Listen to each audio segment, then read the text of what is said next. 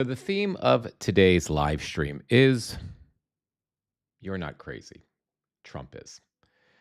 That's really what we're going to be talking about today. We're going to be I'm going to be covering some breaking news with the Trump sons, and well, it's been around for a while. I just caught wind of it today. We'll certainly cover some updates about what's going on in the world right now. But the overall overarching theme of today's live is really that it's that you're not crazy.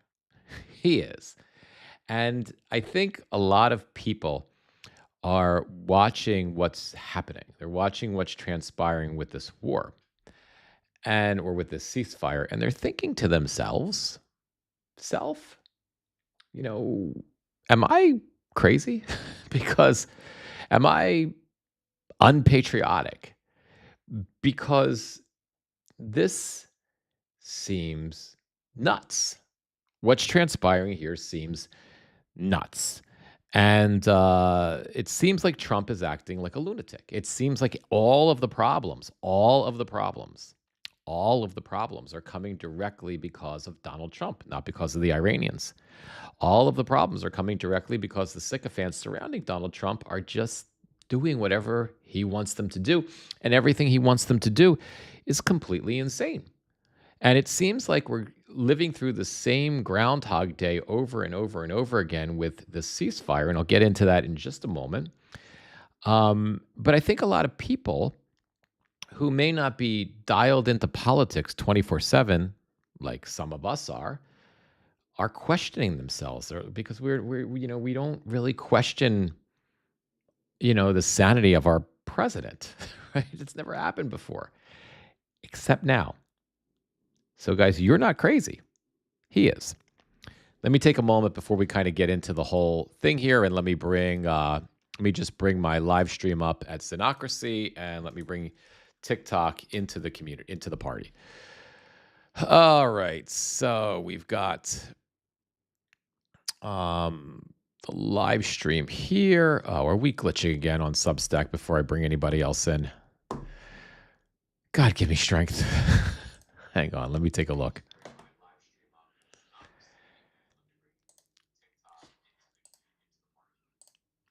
All right, guys, let's see. I'm not able to see any of you guys yet. Let me just wait a moment to see what pops up.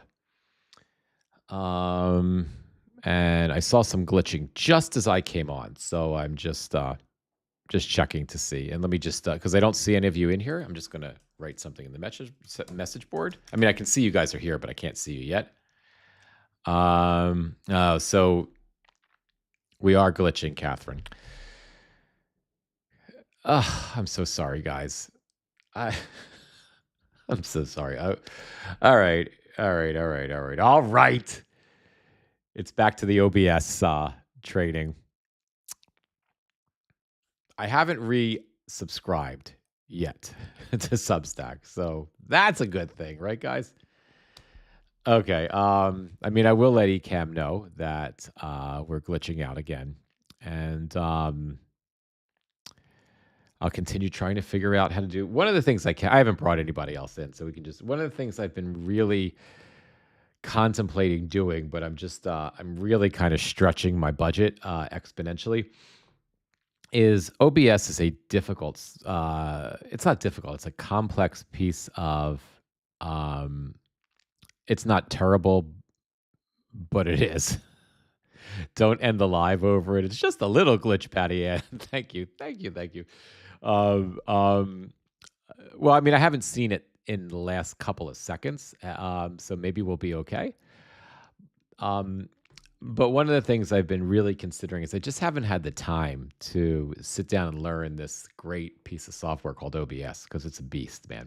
It's not hard; it's just a beast. There's a lot of layers to it, and I've been tempted to hire a designer through. If you guys are familiar with Fiverr, whatever it is.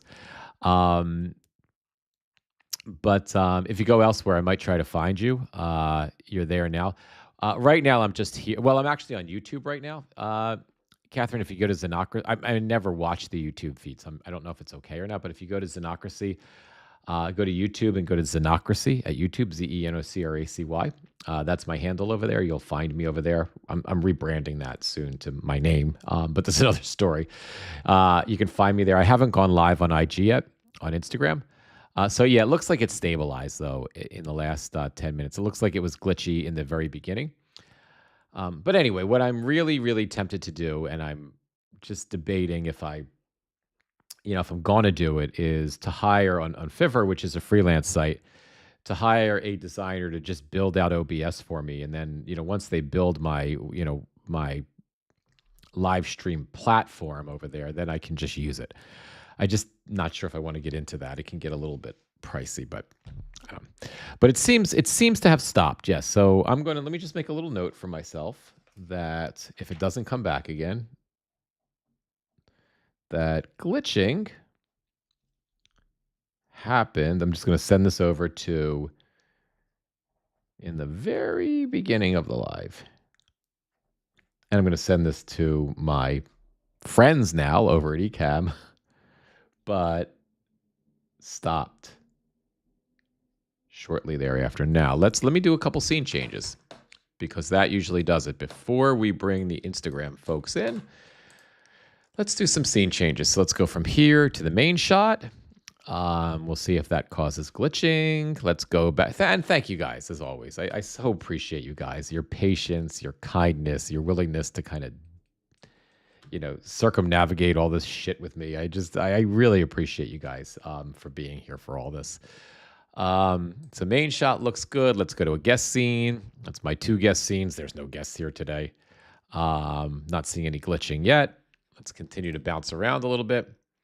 Website and camera scene. That looks pretty good, but we'll see as I kind of bounce around, move around. Website only.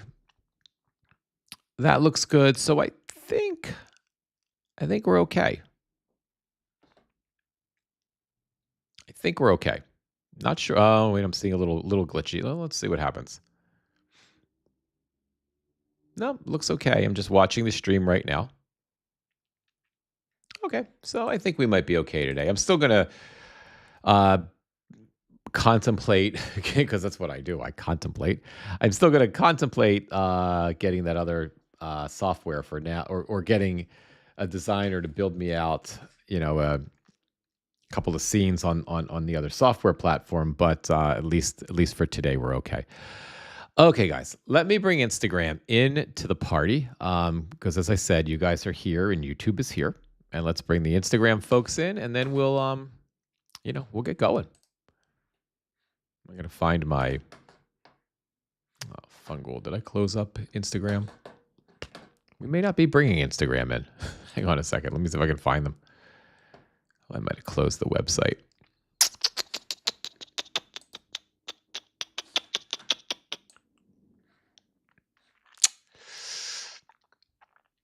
All right. There'll be no Instagram today, my friends. Because, well, you know what? Oh, here it is. I'm sorry. Instagram is in the house for the American people. This is fantastic. Mitch is a genius. I'm so impressed with Mitch. He understands Instagram and Facebook and Twitter. He's a very smart guy. He's very nice. He's a liberal, though. He's too liberal for me.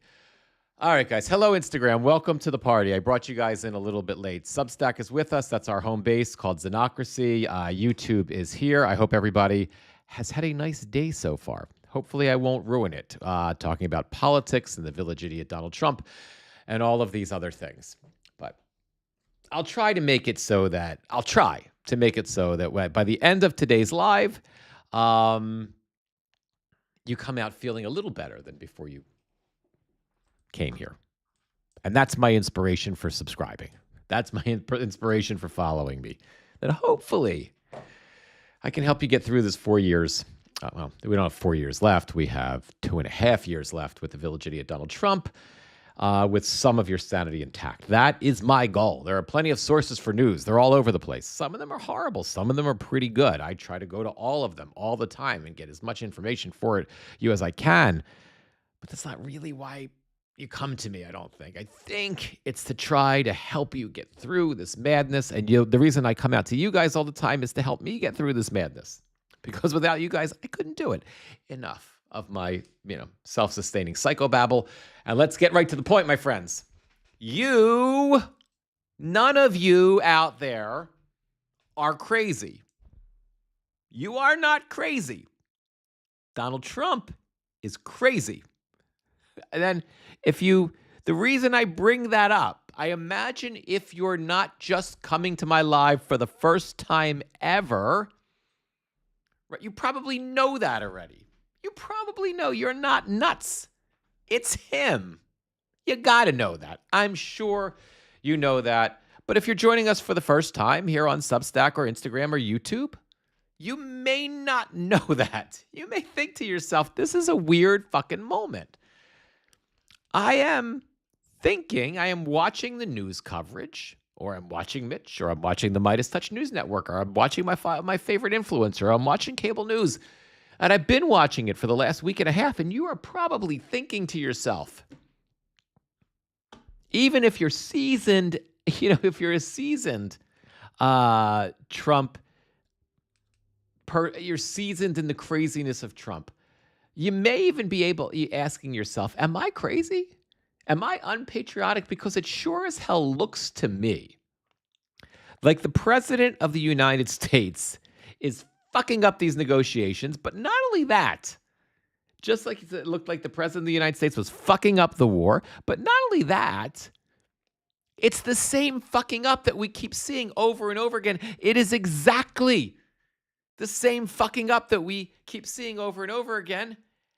And it can't possibly be that, right? It can't possibly be. Maybe today, Monday, maybe it's actually last Monday, right? Maybe it's not today, Monday, April 20th, right? Because it feels like probably last Monday or some other day, the news outlets were reporting that ceasefire negotiations were in jeopardy. They might happen, they might not happen. And we were reporting that Donald Trump told us that ceasefire negotiations, they're going fantastic. We've been negotiating. Remember almost a week and a half ago? We've been negotiating secret. Nobody knew about it. It's been fantastic. 48 hours of fantastic negotiations. We're making a lot of progress. But if they don't do it, I'm going to annihilate the whole civilization. Right? Remember that? You do. Right? This is that all over again. We're right back here again. And if you're asking yourself, this can't be. Catherine, you're not. You're not crazy. I'm glad you're confident. We're all a little weird. But if you're asking yourself, wait a minute here. I know, like Catherine knows, that I haven't lost my fucking mind. I know it's not me. But at the same time, maybe I have, because this is eerily familiar to what was happening a week ago, which was what was happening the week before that. I mean, some of the words that Donald is using, some of the words that the administration is using have changed. The idiot's not saying he's going to annihilate the civilization again. He's using words like, the guns are going to start firing again. They're going to start blowing them up. We're going to blow up the bridges, right? He's right, but that's the same. Wasn't he like a week ago going to blow up the bridges? We're going to blow up the bridges. And so I mean, if you're questioning whether you're in some alternate time loop or whether you're in reality, the answer is you are in reality and you are not crazy. And if you're new to Xenocracy or to this community, you're, it's Donald. We are living the consequences of Donald's severe mental illness. We are living the consequences of Donald Trump's malignant narcissism. We are living the consequences of, if it's what he has, prefrontal dementia. We are living the consequences of the fact that he's just a stupid idiot on top of those other problems. So when you have, and I know I feel like a broken record because I say this over and over and over again, but when you have a stupid idiot a stunningly stupid idiot, and a superhuman stupid idiot because I've never seen a person this dumb. But when you have a stupid idiot who also is suffering from a severe, untreatable case of malignant narcissism, who is also severely deteriorating, whether it be prefrontal dementia or some other type of onset dementia, I don't know. But when you have that bizarre combination of things, which is really hard to achieve in a human being, that you're that fucked that you get all three of those problems. But what are the chances? You know, if you think about, like, your doomsday bingo card, right? What are the chances you're going to draw someone who has all three of those problems in general? And then that someone is the president of the United States, who is now managing an actual fucking war. It is nearly impossible. So again, if you think, right, sometimes I say to myself, Mitch, you're really just not lucky. You're not lucky. You're trying to build your business here as an influencer. You've been doing it, and it's not working the way you'd like. It's working, but it's not working as quickly as you'd like. It's taking forever, and I'm just unlucky. Or you're thinking to yourself, I came down with this thing, maybe not life-threatening, but maybe you came down with type 2 diabetes, which you can, thankfully, it's a disease. If you treat it well enough, you can sometimes overcome it completely or certainly manage it. But you're just like, I'm just unlucky. I got this fucking diabetes, and you think, you get into that mindset that life is just unlucky. Luck can be bad or good, but it's still luck, right? So whether you get a slew of bad things that happen to you or a slew of good things that happen to you, right? You're either not lucky at all because none of those things happen. You don't get good luck, you don't get bad luck, you just kind of go through life. Or you get like good luck or bad luck, but it's still luck, right? So I would argue that there are two things that happened in your lifetime that are indicative of the fact that you are super lucky. And whether it's good or bad is just how you choose to frame it. The first thing is that you exist, right? The chances of us being born, it's like 400 trillion to 1. There's some crazy number. I mean, fact check me on it, but statistically, it's impossible it's as nearly impossible that you exist, right? That's just statistically incredibly unlikely. So the fact that you even exist is number one. That's pretty lucky, right? And number two, now you have this other thing that if you weren't fully bought into the fact that you are a luck charm, whether it's good or not is your decision, but you are a luck charm, that not only could you be born, but you could be alive in a moment when we have a president of the United States who is a malignant narcissist, a severe malignant narcissist, just historically stupid idiot, right? And is deteriorating from some sort of dementia. And that is the leader of the free world. There is such a small probability that could ever be a thing for you that I feel like you cannot make the argument to me, anyone else, or even yourself with those two realities that you are not a lucky person. We are all lucky people because we exist, and that's nearly impossible. And we exist in an era where this incredible buffoon is the president of the United States. Hey, Irish Aggie, good to see you.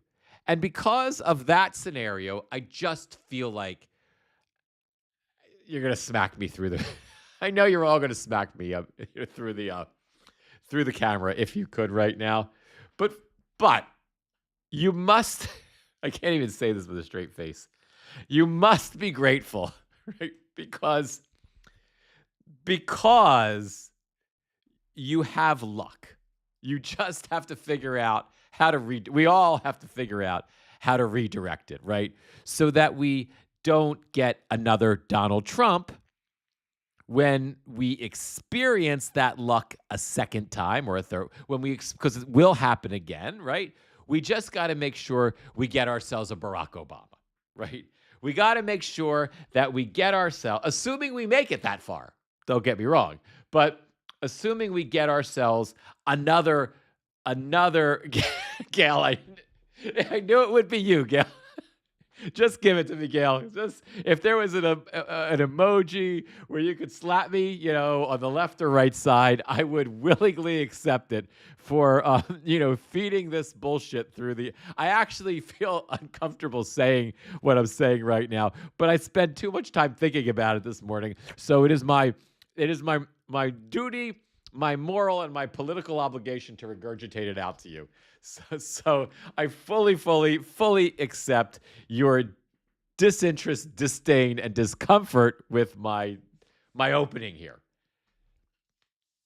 Anyway, I digress. Taking that all into account, okay? That was the opening. That was the opening. When the late night comedians come on. Yeah, Gail, I'm just struggling with getting a Democratic governor in California. Actually, Gail, um, I don't know if this is going to help at all. Gail, are you in California? I don't know, because if you're in California, you may refute this. But I have I've met a lot of friends through Chorus who are influencers in California, and I get the sense, because I've brought this up to them, and I've gotten really two from the seasoned Californians, right? From the seasoned, and I know I'm off topic now, but I'm going to get back to the topic in a second. I think you guys had enough of me telling you how lucky you are to have Donald Trump, but from these people who are, I would argue, are forehead deep in politics, and many of them forehead deep in California politics. I get two senses, two perspectives from them, both of which give me a little peace of mind if I choose to believe them. One is that this happens every time there's a California election, because of there's a general dislike of the jungle primary situation, because it gives Republicans an unnecessary shot in a state that is just decidedly blue across the board, with small Republican enclaves, right? It's kind of like South Dakota, having a jungle primary, and if there was if there was disunity to the point in that primary where two Democrats could win, and you could suddenly have a Democratic governor in South Dakota. It feels like that to me. So the argument that they're making, although they don't like this jungle primary thing because it always has this anxiety-driven situation, that in election after election, the Democrats tend to converge and vote a Democrat in. Now, we could say Arnold Schwarzenegger. You know, we can make the art, but again, he was a normal person, or he is a normal person. He wasn't like a Trump crazy Republican. But so I don't know it, or Ronald Reagan, right? I don't know if that position, that sort of position holds water. The other thing I'm hearing within that position too is that I mean, you're kind of, if you look online, depending on which social media platform you check out, if if you're looking on Instagram, you'll see that. Javier, I can't remember his last name. Is it Becerra? So you're in Santa Barbara, but that if you look online, it looks like he's that like that's happening, and on social media is starting to sort of coalesce around him. So that's one perspective. Then the other perspective is equally comforting, And the other perspective seems to be that Tom Steyer, who was a moderate, who was a billionaire, who is whose primary one of his primary issues is climate change. Um, that there's because of his supposedly, I'm sorry, he's a progressive, supposedly a progressive billionaire, because of his progressivism and his hyper focus on climate change, but also his understanding of economics and the economy, that he's just going to win. He's just that if anybody's going to put I heard recently a really huge influencer who I've come to respect a lot. Um, if he was going to put his money on on who's going to come out on top of this, it would be Steyer. But from both of those camps, I haven't heard anyone anymore suggest that there's really a snowball's chance in hell that either of these Republicans, although in some of their most recent polling they're 1 and 2, are actually going to both win the jungle primary. But I still worry about it a little bit. But let me just check Instagram too. I'm sorry, Instagram. I haven't been here for a few minutes because some of my friends might be on here. Comment. No, I don't see anybody from IG on Instagram right now from that community because they probably would have piped in with their thoughts on it because they wouldn't be on Substack with me, but they might be on Instagram. So anyway, that's that, Gail. I just kind of went on Becerra. Thank you, Grant. And you like him? He's old. Becerra's old. I think he's a young guy, isn't he? Becerra, or maybe you're talking about Steyer. I'm not sure. Anyway, so that was my little sidetrack there. So back to the story at hand. So, let me bring up let me switch scenes so we can kind of look at some stuff while I'm talking to you. So, where do we stand with the situation? Irrespective of my opinion, what's the news, right? Where do we stand with the situation with the Iranians and the ceasefire right now? So there was the news over the weekend that a U.S. cargo ship was the village idiot Donald Trump posts on Truth Social that the Navy, the U.S. Navy, had intercepted a Iranian cargo ship trying to move, out of it, trying to leave Iranian port. They told the ship to turn back. The ship didn't. And then Trump said that the Navy then blew a hole in the ship, and then Marines then boarded the ship and took control of it. Within maybe an hour and a half of that, the Iranians said that was bullshit. The Iranians said that that the U.S.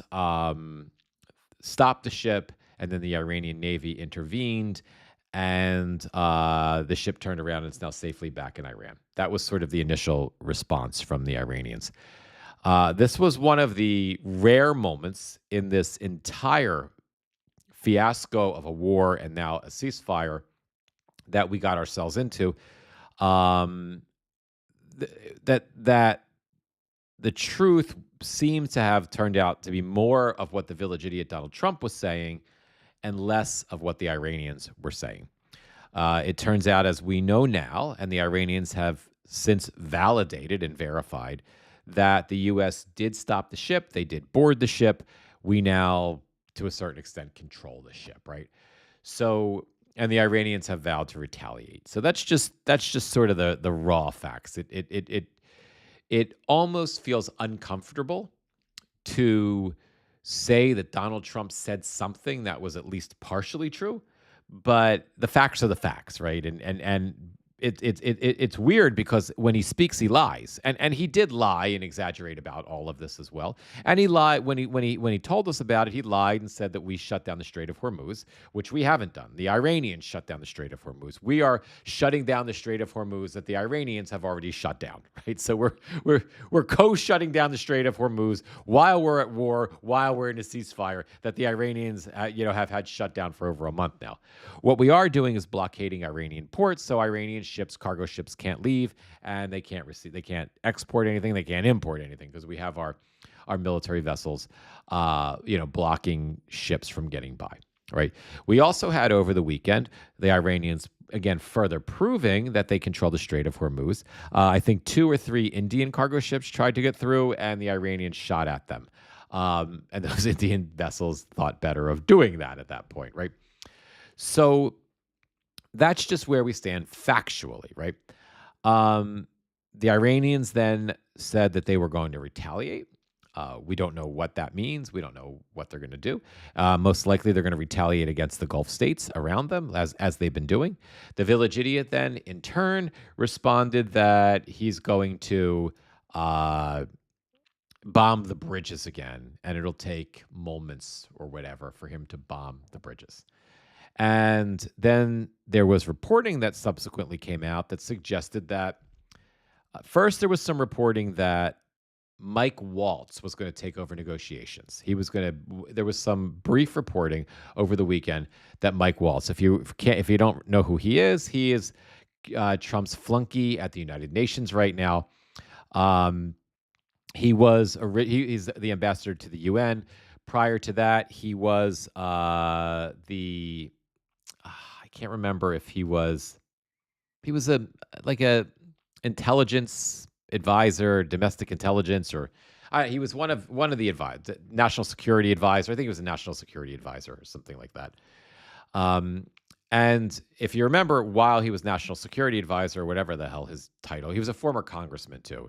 He was a Trump-loving wackadoodle Republican congressman who was elevated to being Trump's national security advisor, who fucked that up royally, and then he was demoted to UN ambassador. If you remember the name, but you don't remember what he's famous for, he was the dipshit who, during early on in the Trump administration, when drunken Pete Hegseth, the Secretary of Defense, when he decided he wanted to brag to cabinet members and some non-cabinet members over his phone, basically texting them all through a Signal chat, that actual war plans, what was actually happening in real time when we were bombing Iran the first time. Do you remember all that? Remember Signal Gate and the Signal chat?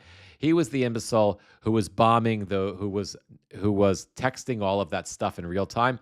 Mike Waltz was the dipshit who accidentally added Jeffrey Goldberg, or Goldblum, I think it's Goldberg, who is the editor-in-chief of The Atlantic, accidentally added the editor-in-chief of The Atlantic to that Signal chat. So, basically inviting a member of the press to to what was an illegal classified Signal chat, which is really a private public network that could easily be hacked by the Russians, the Chinese, the Iranians, and whoever else that could have put pilots that were involved in the bombing raid in real time in actual danger. If you remember, there was a whole brouhaha. They were called in front of Congress. They made up this bullshit that nothing they were talking about was classified, even though everything they were talking about was classified. But the one who really sort of, beside the fact it shouldn't have happened, and drunken Pete Hegseth shouldn't have been doing that to show everybody how smart he is and how big his Department of War dick is, right? Mike Waltz was the imbecile who accidentally added the editor-in-chief of The Atlantic. So that's that. So originally over the weekend, he was slated to go to Islamabad, and he was supposed to be leading up the negotiations. But that changed at some point. I wasn't paying attention to the news all weekend. I don't know at what point it changed, but all of a sudden we were back to Vice President J.D. Vance being the guy who was going to Islamabad. Well, apparently they're heading there now. They're on their way to Islamabad. You've got the vice president, who is a competent politician, but he's a sycophantic Trump nutcase as well. Nobody likes him. He's unlikable, which seems important in negotiations. You got Jared Kushner, the Village Idiot's half-witted son-in-law, and you have Steve Witkoff, the Village Idiot's former crooked real estate lawyer from New York, who is now, and these are the guys this, trifecta of geniuses are the ones that are going back for a second time to negotiate with the peace deal with the Iranians. So that's the news, and that's where we that's where we find ourselves right now. On that note, let's take a look at some reporting to keep me honest. So, let's just see what Al Jazeera's got right at the moment. Iran's blah blah blah blah blah. Get in. I think that's the foreign minister of. No, that's the foreign minister. I think it's Iran's. Oh, it's Iran's president. Says deep historical mistrust towards the U.S. I don't blame them. Lebanese civil defense recovers two bodies from southern Lebanon. There was this the ceasefire. The Iranians are insisting that it extends to Lebanon, or they will consider that a violation, and we might start fighting again. I don't know if this is from that. EU to widen sanctions to those deemed responsible for blocking Hormuz. This is an interesting one. Let's see what it says. The European Union will expand the criteria of its Iran sanctions to include those responsible for blocking the Strait of Hormuz. Quote, there was a political agreement among ambassadors that we indeed would change the criteria in Iran's sanctions regime so that we could also list persons and entities. I don't know what the point of it is. I think it's Europe doing something to do anything. It's just like the stupidity of blocking, Iranian ports right now, of the U.S. Navy blocking Iranian ports. Iranians have been under sanctions for decades, on and off. The only time in the last several decades the Iranians weren't sanctioned was after Obama made a deal with the Iranians. It was called the JCPOA. It was the nuclear deal. It was the nuclear deal that was working. It was the nuclear deal that the Iranians were living up to. We had independent International Atomic Agency investigators checking on Iran. It had stopped nuclear proliferation in Iran completely as it pertains to nuclear weapons. Obama agreed to remove sanctions. That was one of the things he agreed to do in order to get Iran to go along with that deal. He also agreed to release. Releasing sanctions, the Iranians were allowed to access something like $110 billion that the U.S. basically was not allowing them to have access to. It was money in U.S. banks and maybe U.S. Treasury and wherever. That if you ever hear Trump and the Republicans, just if there's anybody who watches Fox News all the time, this might clear up something for you that you've been hearing about forever and ever and ever, and you've thought was true, but it wasn't. The village idiot Donald Trump has been saying for years that Obama gave the Iranians $150 billion, just put it on planes. They put it on planes, lots of big planes, filled with money, lots of bills. It was lots of bills. It wasn't lots of bills that were on planes that were filled with money. That never happened. What actually happened is after Obama agreed, is something that was literally made up on the internet, that the right-wing propaganda machine, that is Fox News, that is OANN, that is right-wing podcasters pushed out, but real credible news agencies, you can fact check me on it as well, the reporting, you'll see whether you trust the AP or Reuters or BBC News or our local news outlets, you'll see the real thing if you just don't look at Fox News about this. Iran was just given access to their own money, and it was about $110 billion. There was $40 million that was actually delivered to the Iranians in cash, and that was actually put on a cargo plane that Obama agreed to get out the Iran deal, and that $40 million goes all the way back to 1979. When during the U.S. hostage crisis and the Shah was removed, there was I don't remember the details of what I can't remember. I can't explain to you what the details of that deal was, but it was Iranian cash, and Obama had agreed to give it back to them. So from $40 million to releasing Iran's own $110 billion, somehow Trump and the right-wing extremists turned that into $150 billion being flown on planes. So that's that. Just thought I would clear up that nonsense because there was an opportunity to do it. So there was that deal, that JCPOA deal, and Iran had stopped. We had verification that Iran had stopped enriching uranium to be able to build a nuclear weapon. And Iran was working on, even though the regime was awful, the Iranian regime was abhorrent. They were still funding terrorist cells. They were still threatening Israel's existence, and they were still, murdering their own people. So it's not like the Ayatollah at that time, who is the father of the new Ayatollah that we have now, right? It's not that he was a good guy. It's just that Obama knew better than to try to engage in regime change, because it has never worked for the United States. It will never work. There's only so many bombs you can drop on a country before you've basically destroyed all the infrastructure, but all the weapons and things that are buried underground, like their enriched uranium, you can't get to unless you engage in a ground war, a very costly and dangerous ground war, costly in lives and costly in money, and the American people won't tolerate it. So Obama knew that. So then he knew that he couldn't create regime change, but he also knew that if he could get the nuclear problem settled and give the Iranian government the opportunity to begin to, and the Iranian people, to begin to become economically independent, to begin to become, an economic force in the Middle East, then you could have Iran moving toward, at the very worst, heading slow, although it might take a decade or 2 decades, but heading slowly toward being more like Saudi Arabia, less aggressive, less extreme. I mean, Saudi Arabia is clearly a theocracy, but it's not a Taliban like place, right? It's not Afghanistan. It's not a militaristic society like Iran is, right? There is still state-sponsored terrorism to a lesser extent than Iran coming out of Saudi Arabia, but it's not Iran. So I think the goal was at worst, Iran turns into its version of Saudi Arabia in terms of its prosperity and its opportunity. But then maybe that would open up a door where, at best, maybe it becomes a Qatar, or maybe it becomes a United Arab Emirates, and maybe it becomes no longer a geopolitical threat in the Middle East.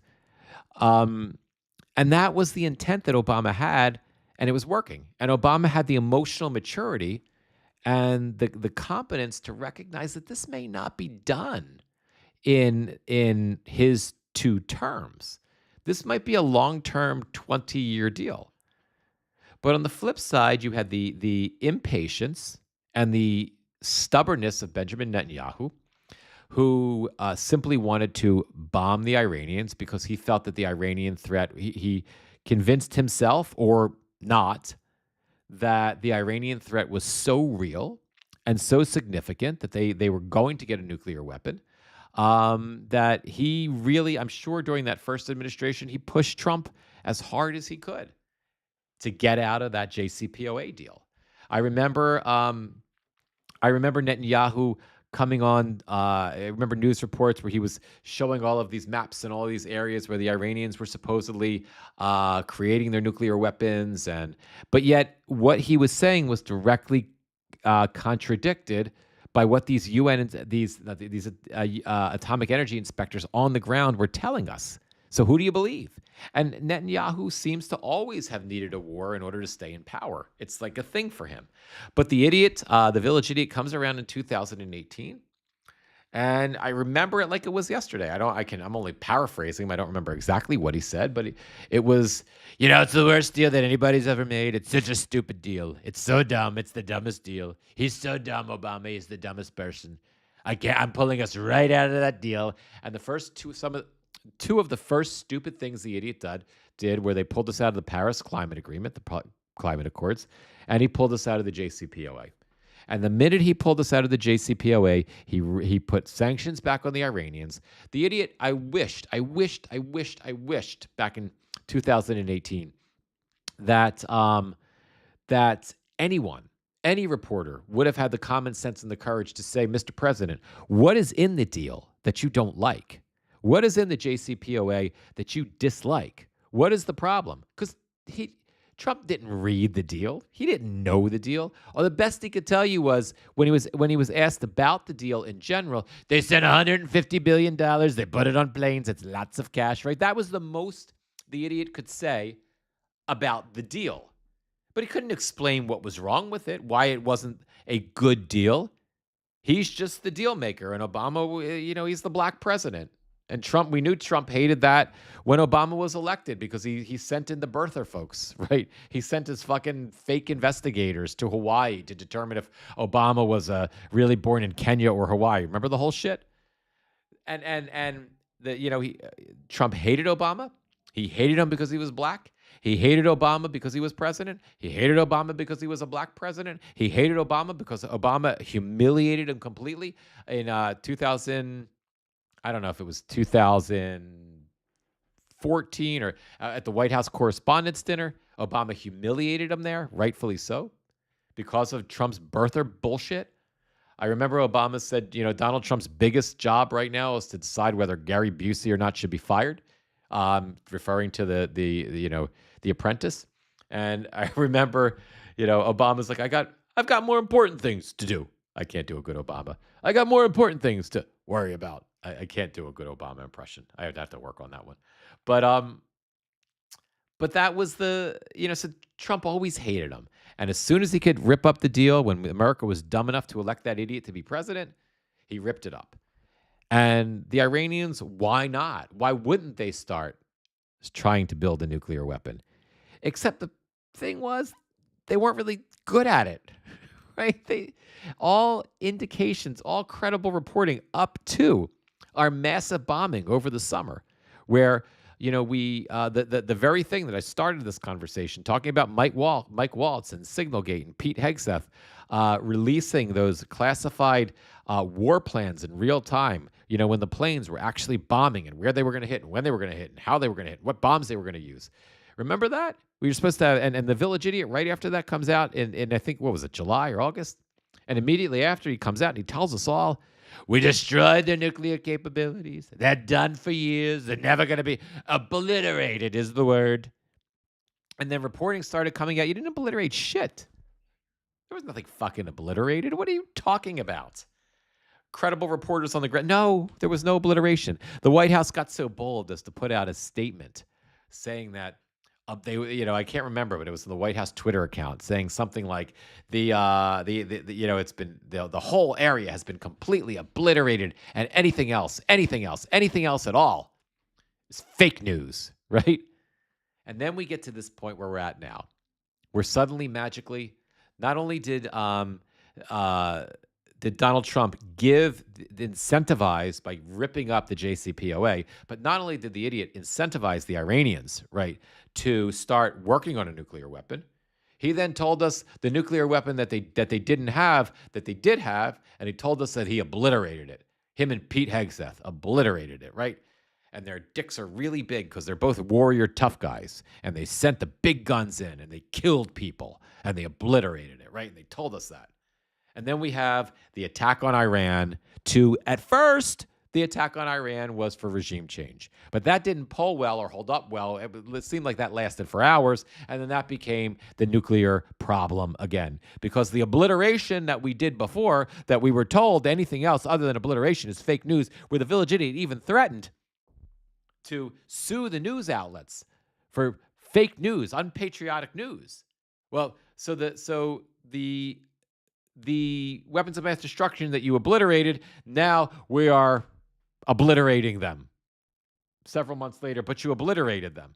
And now we're at a point where after we went to stop them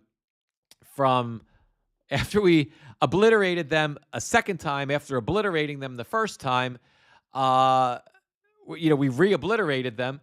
Now we're at a point where the idiot is desperate to get into a ceasefire, so desperate that he goes through the same ridiculous mechanisms of excuses and reasons and threats each time they fuck up the ceasefire. Then we rinse and repeat, and we do the same. It's Groundhog Day all over again to get us back.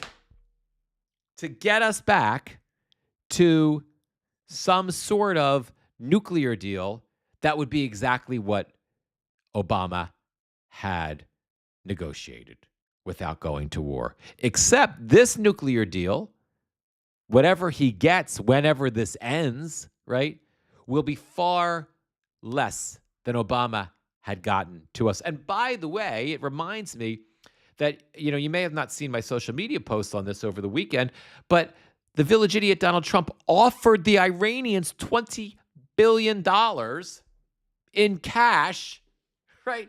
He offered to, in essence, buy the enriched uranium from the Iranians whatever they had left. That would be part of his ceasefire deal. That isn't part of what the Iranians are agreeing to.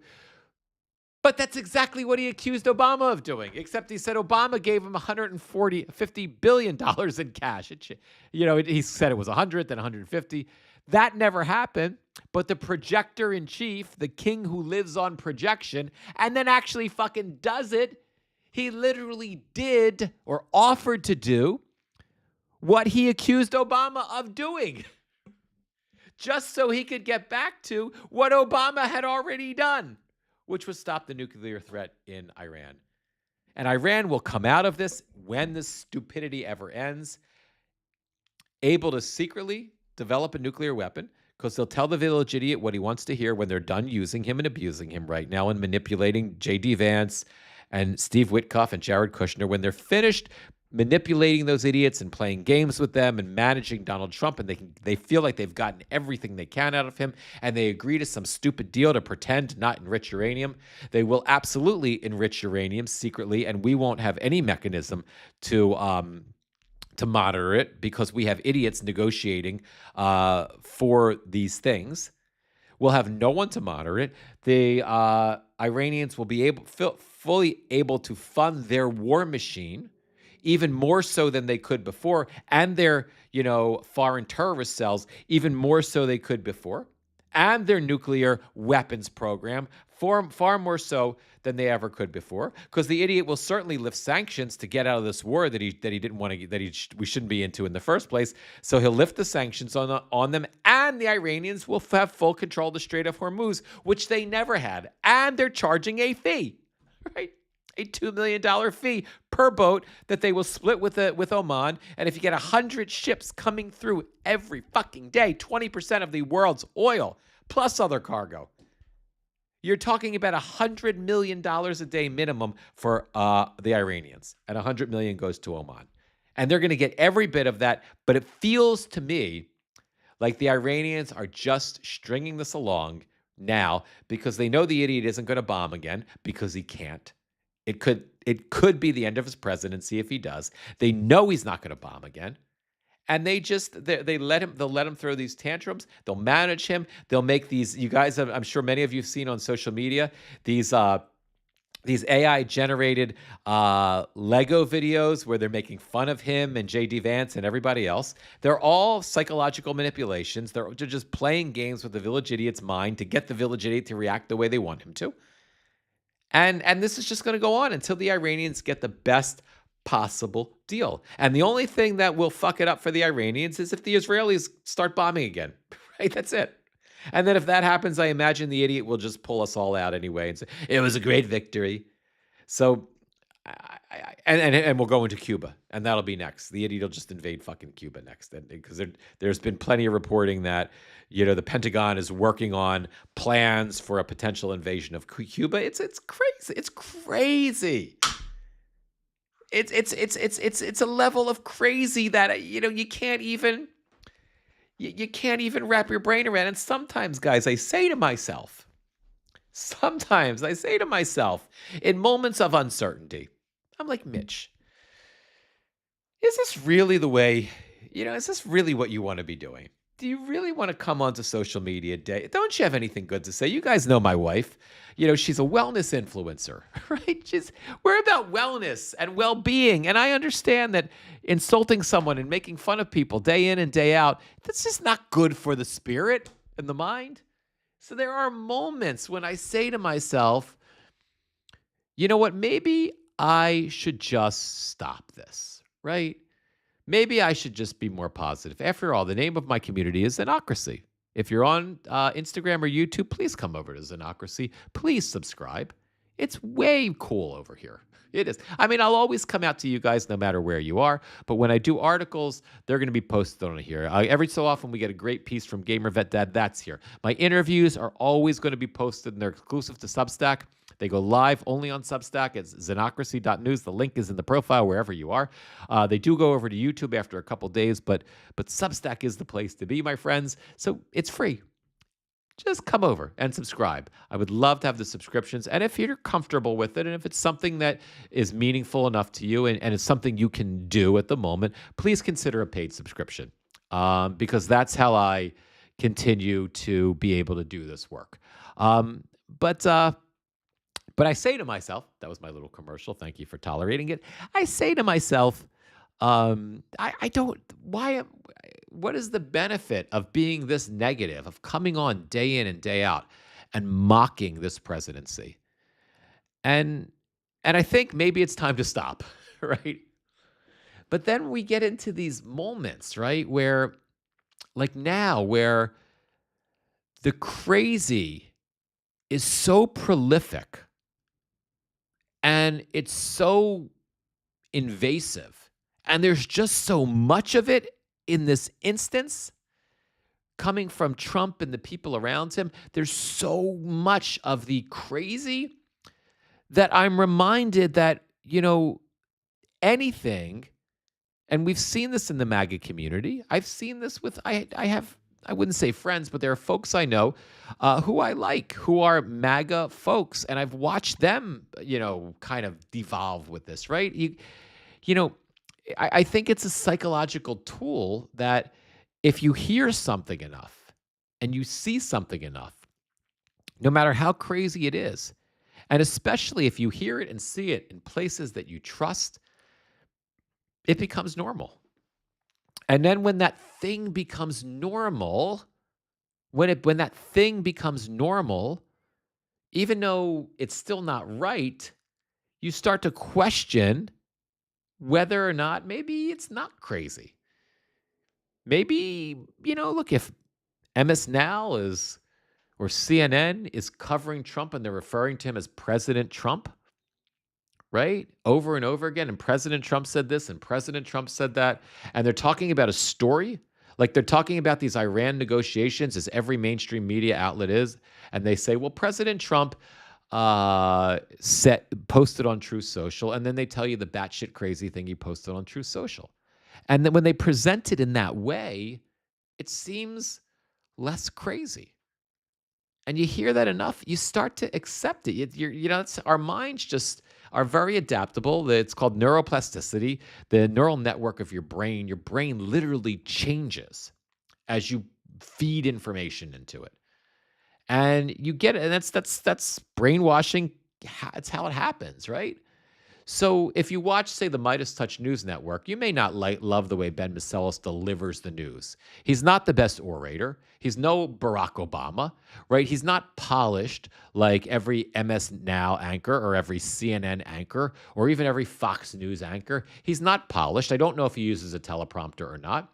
And sometimes he's a little rigid in the way he presents his content. But that's just him.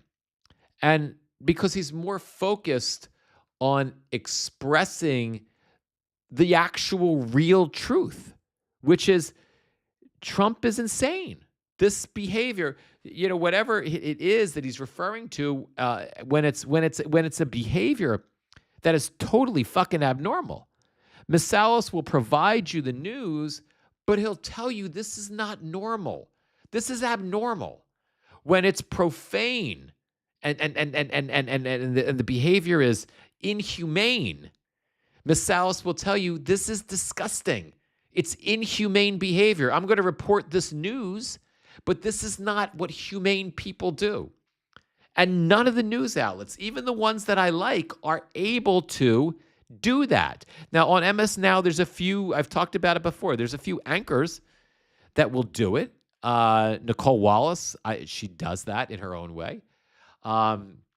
Rachel does that, of course.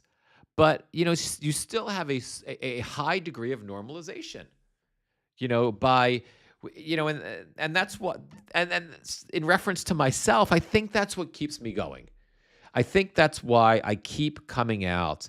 And I joke about the fact that my main job is to remind you that we're going to be okay because he's so stupid, right?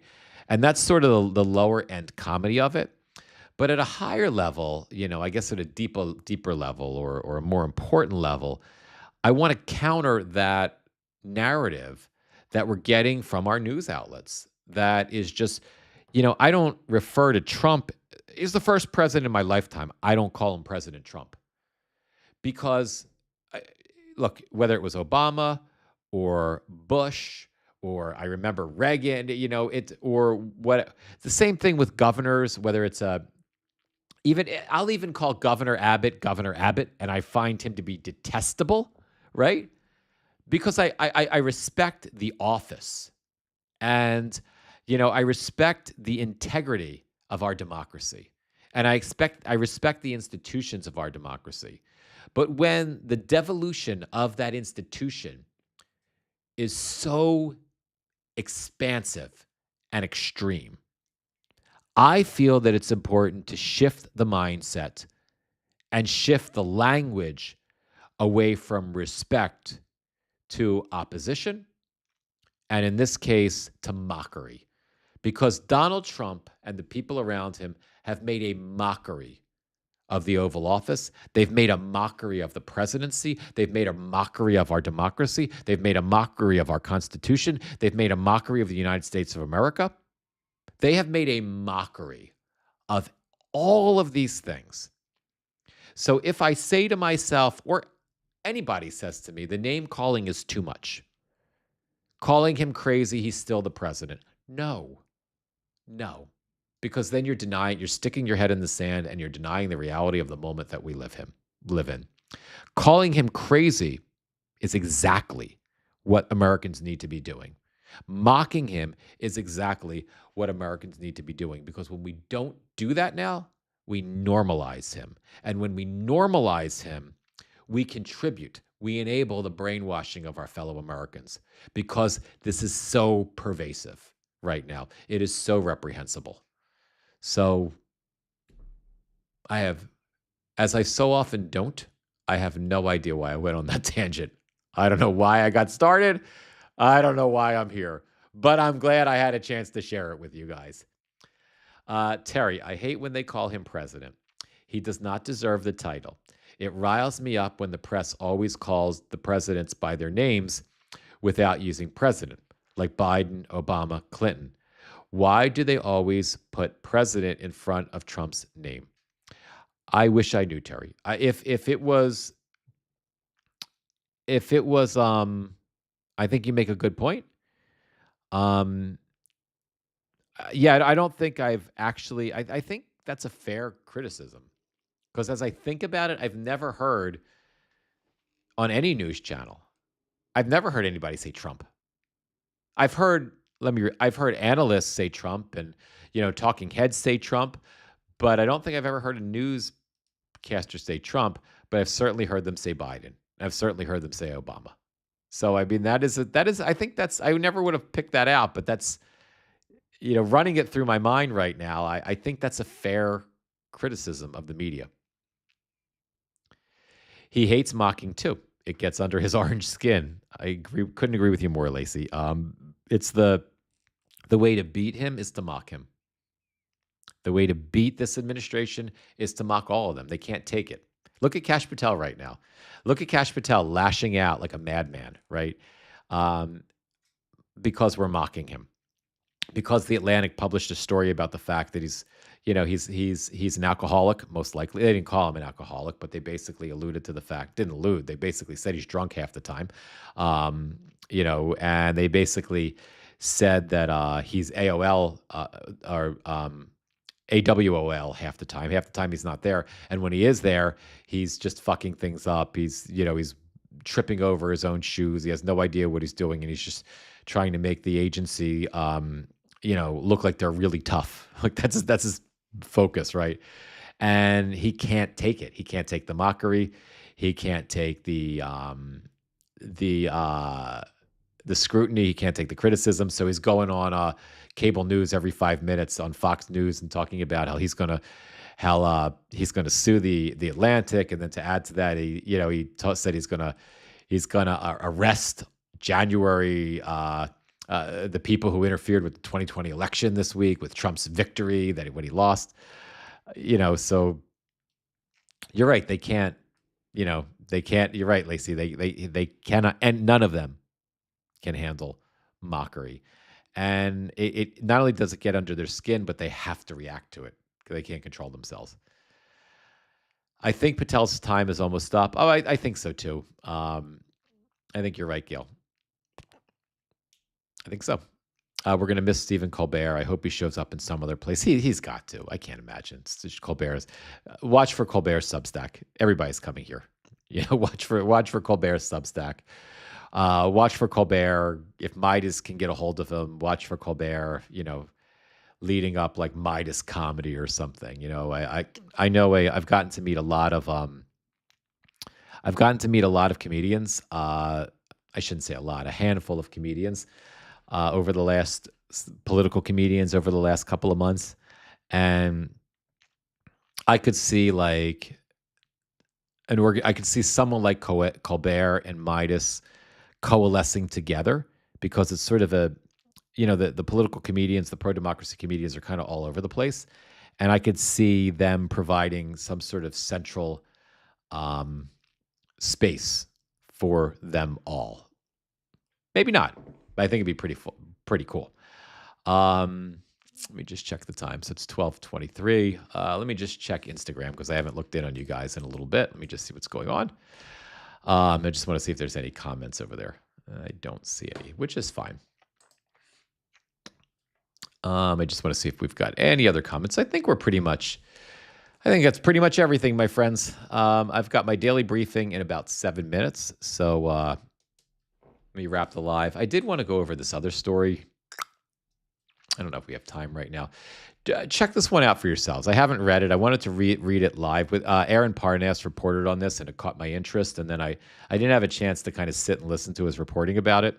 So I decided to just check it out for myself. And I was just going to kind of read it live with you guys and learn about it. It's at The Guardian. I mean, I think there's other news outlets reporting on it. But this is back from early April. April 2nd was when the story came out, and I completely missed it. Firm backed by Trump's sons tries to sell drone interceptors to Gulf states being attacked by Iran. Dingbat and Dingbat, Junior and Eric, there's been all kinds of reporting about how the Trump family is enriching themselves through the Trump presidency. The corruption is staggering. This is a pretty staggering story that would have been the end of any other presidency ever in the history of the country. But these two dingbats, they have invested heavily in a drone company, and this isn't just The Guardian. Several news outlets have published articles about this. It just slipped through the radar because there was so much other fucking craziness in the beginning of the month that we missed it. I know I missed it, but. So there is clearly a financial incentive here in the United States for Donald, to the extent that he's conscious or aware of it. I'm sure he is, to keep the war going because these two, white collar criminals are very busy pitching their drone interceptors.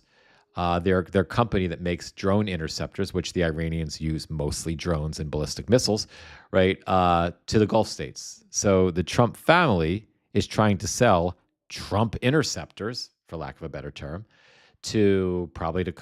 I haven't read the article, so I'm just guessing from the headline, but probably to the United Arab Emirates, to Qatar, to Saudi Arabia. It's just fantastic. Maybe to the Iraqis. Who knows? It's just fucking crazy. It's crazy.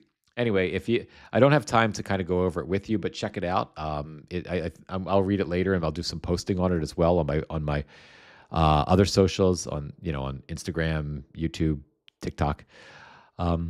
Anyway, my friends, I think that's it for today. Thank you so much for being here as always. 1 minute at a time, 1 hour at a time, 1 day at a time, 1 live at a time. Wherever you're watching me from, please make sure you follow and like. It definitely helps. It definitely helps with the algorithm, and it helps me grow. And if you're comfortable, please head over to Substack. The link is in your profile. It's at zenocracy.news, ZENOCRACY. Please consider subscribing. I love every free subscription. Thank you so much. If it's something that you're comfortable with and that you feel good about, and this really matters to you, please consider a paid subscription at $5 a month. It allows me to do what I'm doing. But either way, thank you for being here wherever you are, because this is my, this is my political group therapy. And in return, I hope every live that you feel a little bit better, at least enough to get through the next day. politically. Can't do much about whatever else is going on in your life. My wife is good at that. Follow her at Ritu Chib, Ivan, RITUCHIB dash EIVEN on Instagram or TikTok or Facebook. She'll help you with, she's a wellness expert and a mental health professional, and she'll help you with all the other shit, right? But I'm good with this stuff. I'm good with the politics. Between the two of us, we'll get you through the next 3 years. I love you guys. Thank you for being here. Instagram, I'm going to wrap you guys first because I have to push an extra button to end the Instagram live, and then we'll wrap everybody else. Okay, Instagram has left the building. YouTube, Substack, much love to you guys, and I will, I'll see you tomorrow. Be well, everybody. I'll see you tomorrow if I can find the off button, which doesn't appear to be here, which is weird. Maybe we won't leave anytime soon. We're gonna